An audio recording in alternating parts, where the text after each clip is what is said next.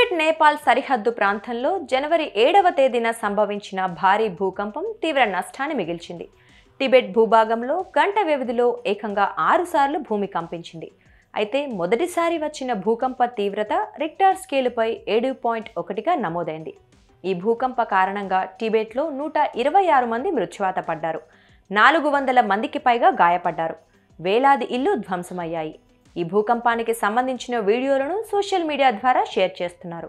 వీటిలో ఓ భారీ భవనం పక్కకు ఒరుగుతున్న భయానక ఘటనకు సంబంధించిన వీడియో వైరల్ అవుతోంది.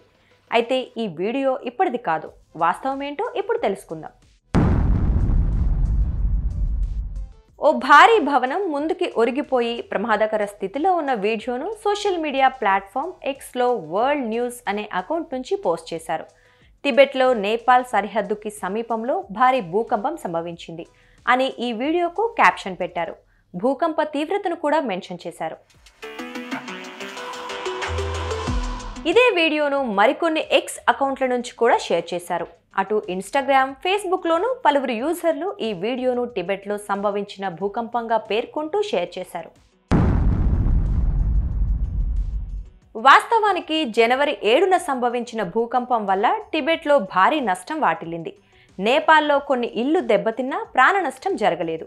ఈ భూకంపానికి సంబంధించి టిబెట్ వీడియోలు సోషల్ మీడియాలో వైరల్ అయ్యాయి. ఆ వైరల్ వీడియోల్లో ఈ బిల్డింగ్ వీడియో కూడా చేరిపోయింది.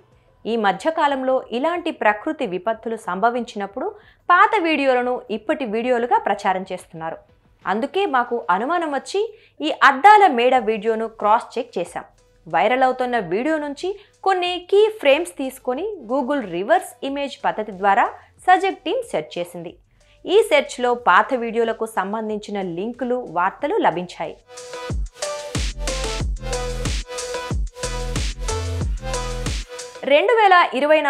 ఏప్రిల్ 3న స్కై న్యూస్ యూట్యూబ్ ఛానల్లో ఈ వీడియోను పబ్లిష్ చేశారు. 2024 ఏప్రిల్ 4న జపాన్ టైమ్స్ వార్తా కథనంలో ఈ ఘటనకు సంబంధించిన వివరాలను పేర్కొన్నారు. 2024 ఏప్రిల్ 3న తైవాన్లో భారీ భూకంపం సంభవించింది. దీని తీవ్రత రిక్టర్ స్కేలుపై 7.7గా నమోదైంది. తైవాన్లో గడిచిన 25 ఏళ్లలో అతిపెద్ద భూకంపం ఇది. ఈ భూకంపం కారణంగా 10 మంది మృత్యువాత పడ్డారు. సుమారు 1000 మంది గాయపడ్డారు. వందలాది పెద్ద పెద్ద భవనాలు నేలమట్టమయ్యాయి.